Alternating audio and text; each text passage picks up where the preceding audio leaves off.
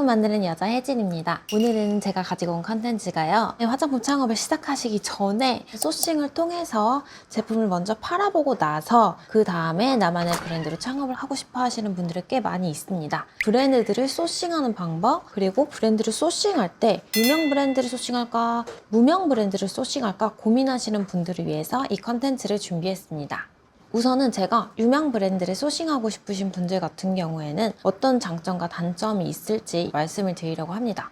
우선 유명 브랜드 같은 경우에는 가장 큰 단점이 공급가가 높다는 부분입니다. 유명한 브랜드들 제품의 공급가들을 어느 정도 되는지 한번 살펴봤었는데 보통은 한 40%에서 60% 정도의 공급률이 되어 있는 경우가 가장 많이 있습니다. 이 단가에는 그들이 진행했던 마케팅 비용들이 다 녹여져 있다고 보시면 되는데요. 그러다 보니까 유명 브랜드를 소싱해서 판매를 할 때 마진율이 많이 붙여봐야 한 5%, 진짜 많이 붙여봐야 한 10% 정도 마진을 붙여서 판매를 해야 되는 경우가 많이 있을 거고, 만약에 여러분이 유명 브랜드사랑 다이렉트로 거래를 하면 모르겠는데 1차 벤더 혹은 2차 벤더를 통해서 유통을 하게 되신다면 마진율이 거의 뭐 1%, 2%여도 진행을 해야 되는 경우가 굉장히 많이 있습니다.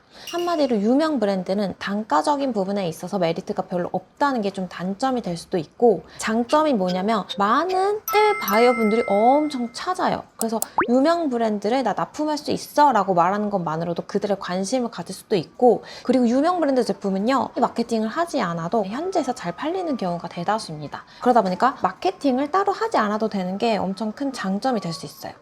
두 번째로는 무명 브랜드를 소싱하는 경우에 대해서 장점과 단점을 좀 살펴보자면, 유명 브랜드에는 공급가가 굉장히 높았었지만 무명 브랜드 같은 경우에는 공급가가 20%에서 25% 정도로 공급해줄 수 있는 업체들이 다분히 있습니다. 그런 브랜드를 소싱을 하셔야 되고, 그런 브랜드들 중에서도 컨텐츠라든지 이런 것들이 좀 잘 되어져 있는 브랜드를 잘 소싱만 하신다면, 마케팅할 수 있는 부분만 잘 해결하면 마진 부분에 있어서 어느 정도 해결이 됩니다. 그러다 보니까 무명 브랜드를 셀렉하셨을 때 가장 큰 장점은 나도 수익이 발생은 할 수 있다는 부분, 그게 큰 장점이 될 수 있고, 단점이 뭐냐면 유명하지가 않은 만큼 마케팅을 안 하면서 판매가 잘 안 되는 것처럼 한번 소싱해서 바이한테 판매를 해볼 수는 있어도 재구매율이 높지는 않을 수가 있다는 게 큰 단점입니다. 그러니까 여러분이 여기서 해야 하는 포인트는 무명인 브랜드를 소싱을 해서 판매를 했었을 때 마케팅을 어떻게 내가 관여를 할 수 있을지 중간에서 잘 조율하고 가이드를 해주셔야 되는 부분입니다.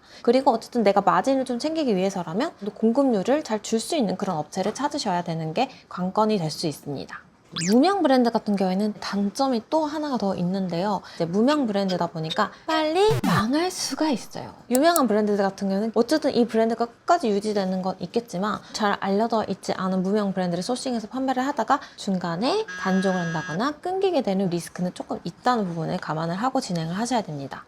그렇다면 이제 다음으로 창업자분들이 궁금해하실 부분이 어디서 이 브랜드들을 소싱할 수 있을까요? 라는 부분일 거라고 생각이 되는데요. 아무래도 소싱을 하는 데 있어서 가장 좋은 방법은 바로 국내 박람회를 활용하는 것입니다. 국내 박람회는요, 유명한 브랜드, 유명하지 않은 브랜드를 다양하게 전시가 되고 있습니다. 그 중에서 유명한 브랜드들을 전시하는 업체들 중에서는요, 1차, 2차 벤더인 분들도 꽤나 많이 있습니다. 그러한 업체를 찾는 것도 좋은 방법이 될 수 있고요. 그리고 유명하지 않은 브랜드일지라고 하더라도 감각적이고 브랜딩이 잘 되어 있는 그런 업체를 국내 박람회를 통해서 소싱을 하신다면 충분히 좋은 사업이 될 수가 있습니다. 여기서 유명한 브랜드들을 다이렉트로 좀 소통을 하고 싶어 하시는 분들이 분명히 계실 것 같은데요. 공식 홈페이지에서 연락을 취하는 방법도 있겠지만, 그러한 분들이랑 협상을 할 때 여러분이 가져야 할 그 포인트가 각 나라에서 얼마나 잘 판매할 수 있고 마케팅을 얼마나 많이 해주는지를 어필을 하면 본사에서 다이렉트로 제품을 납품을 해줄 수 있는 확률이 높아집니다. 유명한 브랜드들은 마케팅을 굉장히 중요시하기 때문에 내가 이 마케팅에 있어서 어느 정도 도와줄 수 있는지에 대해서 살펴보고 괜찮다고 판단이 되면 여러분한테 제품을 내어줄 수도 있다는 부분입니다. 그러다 보니까 어떻게 이 브랜드를 위해서 마케팅을 할 수 있지? 고민한 흔적을 보여주신다면 분명히 반응이 있을 수 있다는 걸 말씀드리고 싶고요. 또한 여러분이 처음에 시작을 하신다면 유명한 브랜드, 유명하지 않은 브랜드 상관없이 다양하게 모든 정보들을 수집을 해가지고 유통을 해보시는 것을 저는 적극 추천드립니다. 우리 K뷰티 제품들을 좋아하는 바이어분들 중에서는 유명한 브랜드들을 먼저 런칭을 하고 그 다음에 알려지지 않은 인디 브랜드들을 수입하는 경우가 많기 때문에 처음에는 유명한 브랜드만을 찾는 바이어일지라도 나중에 무명 브랜드 제품들도 분명히 찾는 순간이 올 거기 때문에 여러분들께서 유명한 브랜드, 무명 브랜드까지도 모두 다 섭렵해서 유통을 할 수 있는 발판을 마련하신다면 기회가 생긴다는 것을 말씀드리고 싶습니다.